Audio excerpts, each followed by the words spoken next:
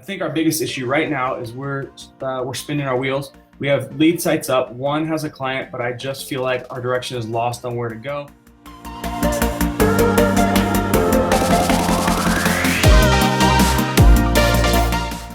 And what to focus on. We don't have solid next steps. What advice will you have to help us find out the next steps? Okay, cool. This is a good question, probably helpful for everyone.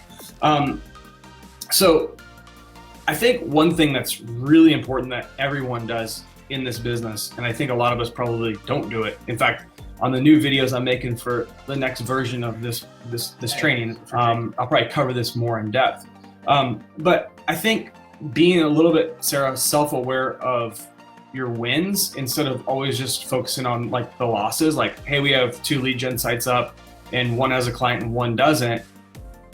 To me, it tells me like, dude, that's not a bad thing. That's a good thing. Like, so what happens if you have 10 of those up or 15 of those up or 50 of those up, right? And let's just say you kept the same trajectory. At 50% of them, you fill with tenants right away or within some time frame. So I think sometimes we end up beating ourselves up when we get a lead gen property and we don't land a client instantaneously or it doesn't come fast enough. And sometimes you have those sitting on the shelf. And sometimes they can take a while for either them to get their rankings or for you to find a client for them. But I think if you treat this kind of like an exercise or workout, which I know you understand, you have to get your bank account healthy.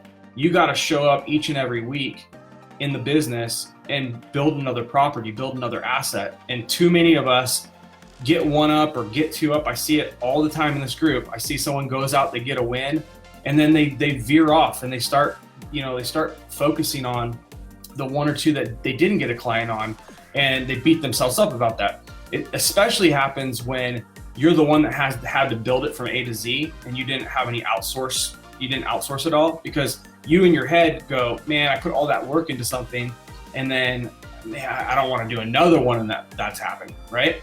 And so in my opinion, that's a really big reason to outsource stuff, is so you keep a systematic approach to your goals, and it takes your emotion of what you want to do and what you don't want to do out of the game and just keeps you focused on a goal of, hey, we're going to commit to putting up 1 lead gen property per week or whatever you're going to do, right?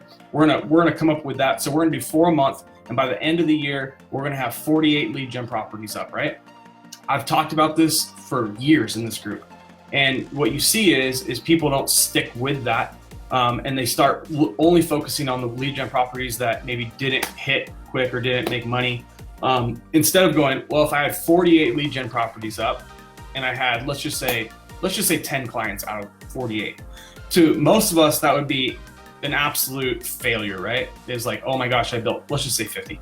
I built 50 of these things and only 10 of them have clients, right? And mentally, it would jack with your brain a little bit. But if you did the math on it and just 10 of those 50 hit, right? And they averaged out at about $750, that's $7,500 a month.